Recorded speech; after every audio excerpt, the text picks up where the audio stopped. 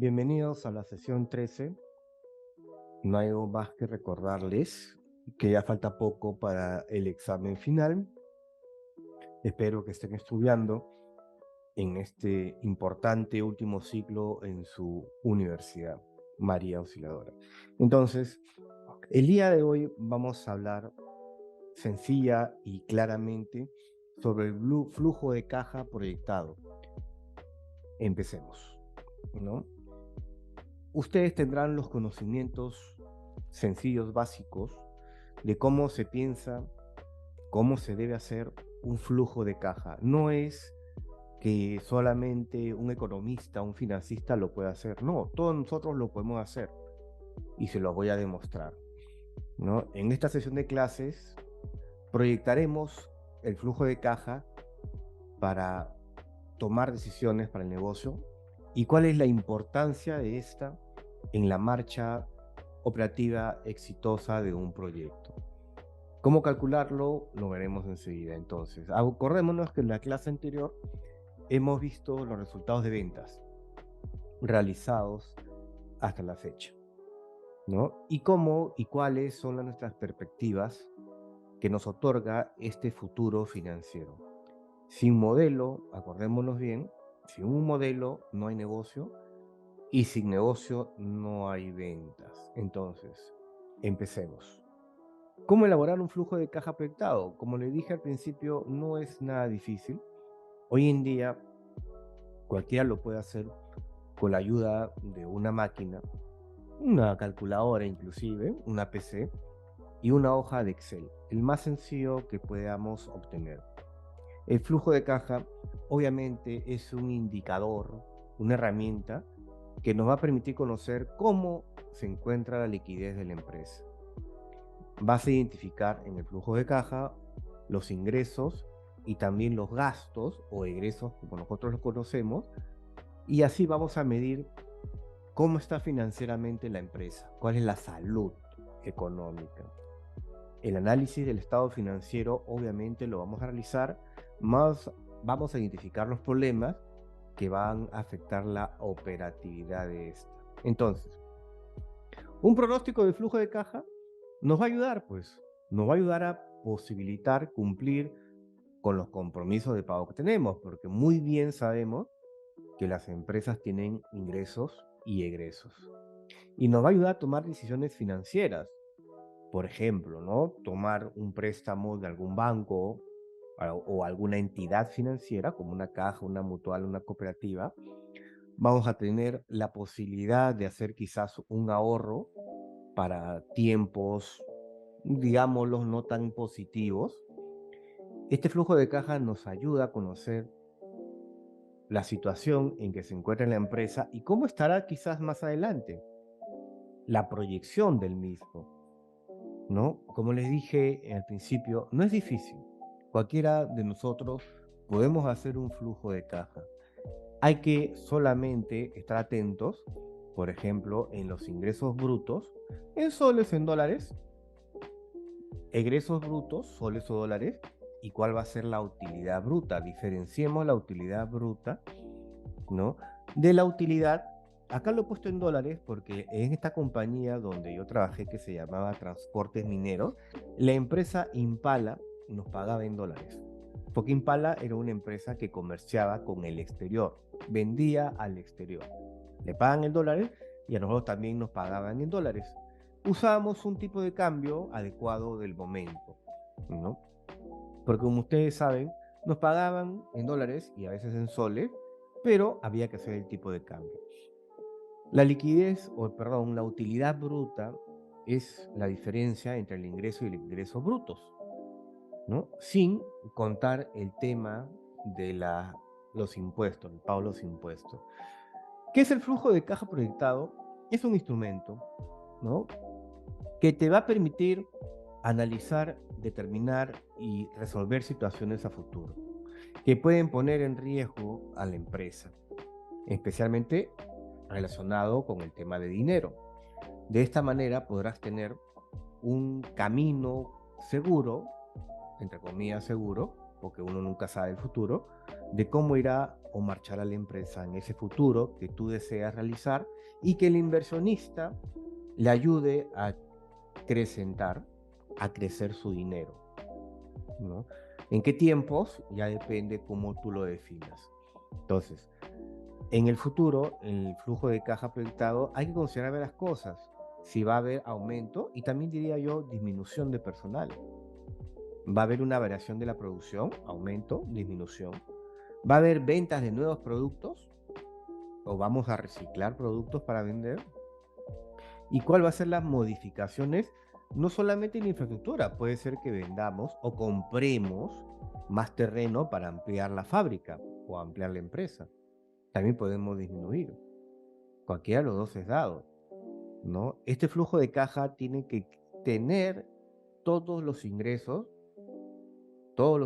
sin descontar, inclusive aquellos ingresos que te van a pagar a futura, ¿no? Y aquellos egresos también del momento y a futuro. Porque, por ejemplo, cuando trabajé en Mega Ingenieros, Tramin, empresas que se dedicaban a comerciar con el rubro de la minería, por lo general, los ingresos nos pagan a 30 días, a veces a 45 días. Pero nuestros proveedores de transporte necesitaban el dinero de inmediato. Había que negociar, ¿no? Yo me encargaba de las negociaciones. Si bien la empresa minera nos pagaba a 30 días, nosotros le pagábamos a 15 días a los proveedores nuestros, ¿no? Y eso hay que, obviamente, meditarlo. Acá, por ejemplo, una de nuestras facturas, compañía de transportadoras minerales, Tramin, ¿no?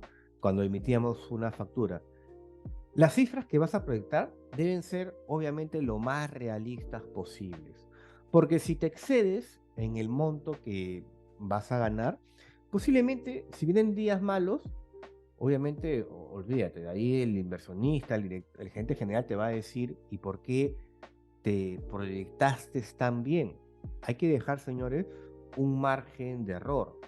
Yo diría, tienes que proyectarte bien, pero tienes que ser consciente de cómo va la situación. Hay que ser un poco pesimistas también, ¿no? Puedes presentar diferentes escenarios, el que creas más probable, uno pesimista y otro optimista. Tratemos, ya eso depende de cada uno de nosotros, que conocemos la empresa y conocemos a nuestros proveedores y conocemos nuestro mercado. Entonces, ¿cuál es su importancia? Ya lo hemos dicho, definitivamente para evitar una falta de liquidez y asegurarnos en el futuro, que en el futuro contemos con los recursos necesarios. Es mejor estar prevenido por un posible problema. Además, te puede asegurar que la empresa cumpla con las obligaciones que ha adquirido con sus trabajadores primero y después con sus proveedores, ¿no? Este es un flujo de caja de Tramin donde ustedes ven los gastos operativos los egresos, ¿no? Los egresos, los gastos operativos en que incurríamos, la inversión en el leasing que habíamos adquirido para comprar unos camiones. Éramos una empresa nueva. Los gastos de venta, publicidad, por ejemplo, y gasto de administración, el personal, los pagos de haberes, ¿no? Egresos, ¿no? Y claro, nuestros ingresos que estaban dados por las facturas que recibíamos cada mes, 600.000 soles al mes, ¿no? Y por ahí se mantenía esos 600.000 soles. Algunas veces era un poco más, algunas veces era un poquísimo menos. Pero hay que ser realistas al momento de tomar en cuenta esa opción, ¿no? Entonces, ¿cuáles son los beneficios de proyectar el flujo de caja? Hay infinidad de beneficios, pero sobre todo es saber realmente cómo va el negocio, financieramente hablando, ¿no? Transporte, por ejemplo, en este pequeño cuadro, transporte tonelada, 15.000. Precio de venta por tonelada, 64. ¿No? Multiplicas y te salen 960.000. Pero acá viene el tema del flujo de caja, tu IGB. Tú puedes poner tu ingreso neto, más le aplicas el IGB y acá está tu ingreso bruto. Los egresos, servicio de alquiler que nosotros alquilamos, algunas cosas, alquiler de camiones, los gastos bancarios, que en verdad era poco, los sueldos del personal, el cobro de transporte, que era lo que más nos costaba a nosotros, porque como empresa nueva no teníamos muchos camiones y era mejor en ese momento alquilar camiones transportadores de otras compañías.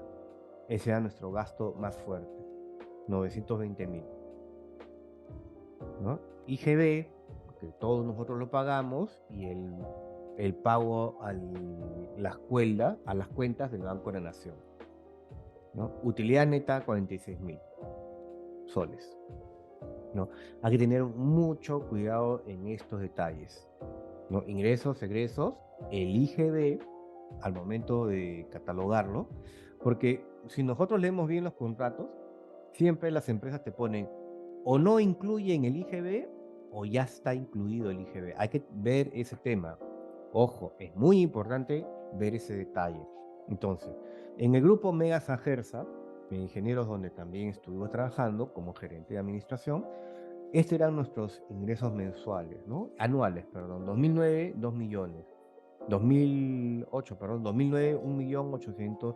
Miren cómo bajaba, ¿no? ¿Cómo bajaba? Esto es un dato histórico. A 2000, 1.800.000, cerca de los 2 millones. En el 2010 tuvimos un superávit de 3 millones, en el 2011 5 millones, ¿no? 2012, y así.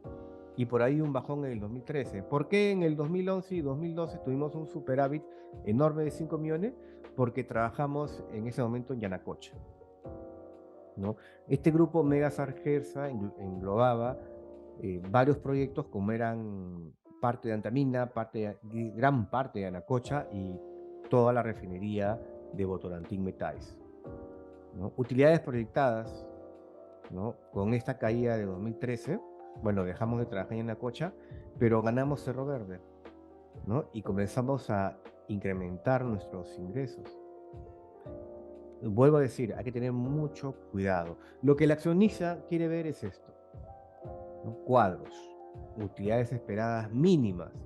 Siempre sitúense, como les digo, en una situación un poquito pesimista, pero con gran expectativa, porque ustedes conocen a su equipo y su equipo va a determinar el éxito también del flujo de caja. Tienen que trabajar directamente con ventas, ¿no? Si están totalmente motivados a vender, a ganar más dinero, ¿no? Este es unos costos facturados de Tramin, ¿no? Factura 94, 95, factura 216. Costos sin IGB, ¿no? De la factura. Facturado sin IGB, ¿no? ¿Cuánto hemos facturado? ¿No? Tener mucho cuidado al momento. Esto es más que todo para tener muy en cuenta cómo es que debes especificar, arreglar y anotar tus ingresos. No puedes dejar una factura al aire. Tengan mucho cuidado, ¿no? Entonces, el purchase order de Impala es la orden de servicio, ¿no? Allí eran 18.000, ¿no? Y esto obviamente llevado a nuestro cuadro, valorización de servicio de movimiento de noviembre de 2014, acá está, 18.000 y 18.000, con IGB, ¿no? Estos eran unos servicios en dólares. En total a pagar, nos iban a pagar $8.000. ¿Por qué? Todo este cuadro de la derecha es el servicio de carga del, del zinc que nosotros hacíamos, ¿no? Valorización contractual, que era lo que ya habíamos especificado con la empresa, el cálculo del óxido de zinc, el procesamiento, ¿no? En toneladas y listo. Hay que detallar bien cuál es el importe que nosotros vamos a poner en la factura. Igual, otro ejemplo más de cómo el importe de cobranzas está aquí, ¿no? Mucho cuidado, no equivocarse, porque si te equivocas en miles de dólares, obviamente el gerente general te va a llamar mucho la atención. Hay que ser cuidadoso al momento de emitir. Este es otro tipo, por ejemplo, de venta, ¿no? Igual, Impala 11.847 y por ahí van a ver 11.847. El contrato que especifica cuánto se va a cobrar en el anterior, ¿no? Los montos del mercado y obviamente a lo que a nosotros nos interesa, el actual, ¿no? cuánto es lo que cobramos, ¿no? Y el acumulado, que obviamente está de mes en mes, ¿no? Entonces, si mantienes el flujo de caja a diario, es una tarea diaria, porque todos los días se ven muchas cosas, sobre todo con los egresos, podrás plantear estrategias con anticipación, ¿no? Hay que revisar las proyecciones diariamente, ya, ponlo semanalmente, no mensual, semanalmente, para ver en qué está fallando la organización, dónde hay un punto de quiebre, quizás baje o quizás mejor aún suba, ¿no? Entonces, para iniciar el flujo de caja proyectado, primero determina el saldo inicial, que te lo va a dar tu contador, no te preocupes, ¿no? Enero del 2021, el primer día de enero del 2021, veamos cuánto es nuestro saldo en las cuentas bancarias, ¿no? Y ahí comenzamos. El saldo inicial disponible de tu negocio. Mira tus cuentas bancarias y suma los saldos finales de cada una de ellas, ¿no? 2.800, eso es un ejemplo nada más, ¿no? Por ejemplo, en noviembre y diciembre teníamos estas facturas por pagarnos, facturas en dólares, ¿no? Emitidas, periodos de conformidad, sí, no importa, el número de factura por emitir, por ejemplo, ¿no? Miren lo que hice aquí por emitir, y facturas ya, obviamente, eh, emitidas. Fecha de emisión, como ustedes pueden ver, la fecha de emisión. 31 de octubre de 2014, todavía no habíamos emitido esa factura por un problema con Impala y su departamento de tesorería, pero ya habían recibido la factura, pero no podíamos todavía ingresarlo a nuestros libros. 18 de diciembre, 18 de diciembre. Bueno, hay que tener muy en cuenta, ojo, el monto de la detracción. Profesor, ¿qué es la detracción? Es, aparte, digamos que si tú tienes 100 soles de emitir una factura, tú le pagas al Estado 18 soles de IGB. Pero esos 18 soles del IGB, eh, una parte de ella, dependiendo del rubro, en nuestro caso era 8% de esos 18% de IGB, 8% iba a una cuenta de detracción, una cuenta bloqueada, una cuenta de tu empresa, pero que va a parar a una cuenta del Banco de la Nación. El Banco de la Nación no se quedaba con ese dinero, porque con ese dinero al Banco de la Nación le servía para cobrarte algunos impuestos que hayas dejado de utilizar. Ese dinero es tuyo, de la empresa, pero utilizado para pagar impuestos. Es que lamentablemente aquí en el Perú se tuvo que imponer ese tema porque había empresas que le pagaban a su proveedor todo. Y el proveedor se quedaba con el 100% y no pagaba sus impuestos. Entonces lo que hizo el Banco de la Nación, lo que hizo el Estado, fue que el pagante, el pagador, sí, obviamente paga su 100% de factura, pero una parte de ese dinero se va a las cuentas, el 8% se va a la cuenta de detracción del Banco de la Nación, del pagado, del pagado, ¿no? Entonces el pagado, al momento de pagar sus impuestos, ya no paga el 18%, paga el 10%, porque el otro 8% ya está depositado en el Banco de la Nación. Esas son las cuentas de detracción. Entonces, vas a proyectar tus ingresos del periodo, estimar los ingresos, ¿no? Acá en Tramín teníamos ya, obviamente se conversaba diariamente con Impala y ya nos aseguraban que nuestro cheque por el pago de la factura ya había sido emitido o estaba por emitirse en ese periodo, en esa semana. Por eso le hemos puesto en amarillo por pagar, ¿no? Entonces, obviamente, una vez que ya has proyectado bien tus ingresos, o medianamente lo más cercano a bien, proyectas los egresos del periodo, son fáciles de determinar porque ya es histórico. Impuestos, mercadeo, publicidad, los pagos de haberes es algo normal que se hace todos los meses. Es importante, eso sí, diferenciar los rubros que determinen los egresos, ¿no? Entonces, sí, por ejemplo, ¿no? Lo importante, los ETS de mayo y noviembre, los pagos de los teléfonos, los sueldos, demasiado importante, los honorarios de un asesor, un abogado, por ejemplo, o un contador. Pagaré todos aquellos egresos que obviamente están capitalizados a tu empresa, ¿no? Y claro, ahí determinas el saldo operativo, ¿no? Ahora que tienes los ingresos y egresos operativos estimados, puedes calcular el saldo operativo, ¿no? El final, suma y resta, nada más, acabó. Y en función a esos resultados, comienzas a determinar estrategias, ¿no? Y claro, aquí proyectas las inversiones. Si has pensado realizar alguna inversión con capital propio, en ese momento puedes incluirlo en la proyección de flujo de caja, incluirlo, ¿no? Pero si te falta dinero, claro, pides dinero en algún momento, ¿no? Acuérdate que los costos fijos y los costos variables existen, ¿no? Entonces, es mejor hacer siempre estos tipos de análisis en gráficos, porque lo que el inversionista quiere no es palabras, quiere dibujos, quiere gráficos, ¿no? Entonces, ahí estimas los costos financieros, los pagos de deuda, los nuevos créditos bancarios, porque si tú tienes un superávit, estás al azul, no en rojo, en azul, tú puedes destinar parte de ese dinero que te ha sobrado, quizás para el siguiente periodo, o capitalizarlo en una cuenta, por ejemplo, a plazo en un banco, para ganar más dinero. Pero si tienes egresos, ya puedes utilizar la cuenta a plazo. Si tienes un déficit en el mes, puedes utilizar ese dinero ahorrado en una cuenta a plazo, en bonos, acciones, ¿no? Hay que, como dice una frase, hay que guardar pan para mayo, ¿no? Entonces, en el, en las empresas es así, ¿no? Por ejemplo, Consatel era una empresa que nos hacía el servicio de seguridad, de monitoreo GPS de nuestros camiones.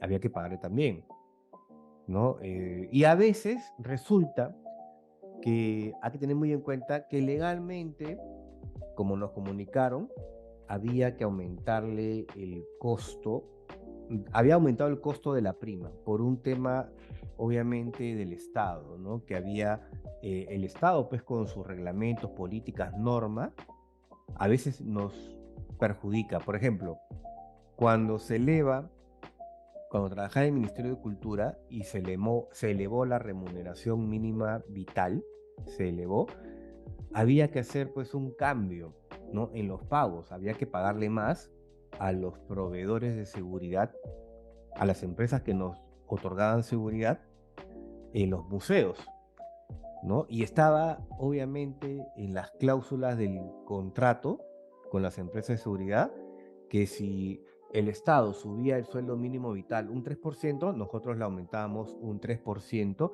en el pago mensual durante la vigencia del contrato. Lo mismo es con Consatel por el monitoreo de GPS, ¿no? Y claro, al final calculas el saldo final del flujo de caja, que es lo más interesa. ¿Hay excedentes o hay negatividad? Ya depende la decisión que vas a tomar junto con los accionistas. Ujú. ¿No? Saldo inicial, 2.800, menos los ingresos y egresos, ahí te sale el saldo operativo. ¿Hay inversiones que realizar? Puede ser. ¿Hay costos financieros netos? En negativo 55. Costos financieros, ¿no? Por ejemplo, una cuenta a plazo, ¿no? Ahí te sale la deuda, el saldo final. Si son saldos deficitarios, déficit, puedes estimar tomar nuevas deudas, préstamos. Solicitar financiamiento a los proveedores. Quizás si los proveedores, como ya hemos dicho, le pagamos en 15 días y podemos pagarle a 30 días. Habíamos negociado también letras, por ejemplo, letras de cambio, pagarés. Diferir pagos que puedan ser negociados. Saga Falabella, Wong, Ripley, eh, utilizaban estos pagos diferidos, ¿no? A sus proveedores. Ustedes han visto la cantidad de ropa que se vende, por ejemplo, en Saga, ¿no? Y esta ropa ahora es china, pero anteriormente eran compradas a pymes peruanas. Y Saga Falabella les pagaba, Dios mío, en 90 días. Imagínense a una pyme siendo pagado en 90 días. Totalmente la desfinancia a la pyme, pues. Hay que resumir la estrategia. Bueno, el Congreso en su momento prohibió esas prácticas leoninas contra las pymes y estableció en un margen de tiempo que sí se puede dar esta práctica, pero máximo 30 días. para no desfinanciar a los pequeños y microempresarios. Hay que reformular la estrategia. En cambio de excedentes, porque, claro, el pago de dividendos, ¿no? Utilidades a los accionistas, realizar inversiones nuevas, nuevos proyectos, nuevos productos, ampliación de la fábrica, comprar tecnología nueva, invertir en la planta de producción, entre otras colocaciones, quizás abrir más cuentas a plazo, dependiendo obviamente de la del excedente que tengas de dinero.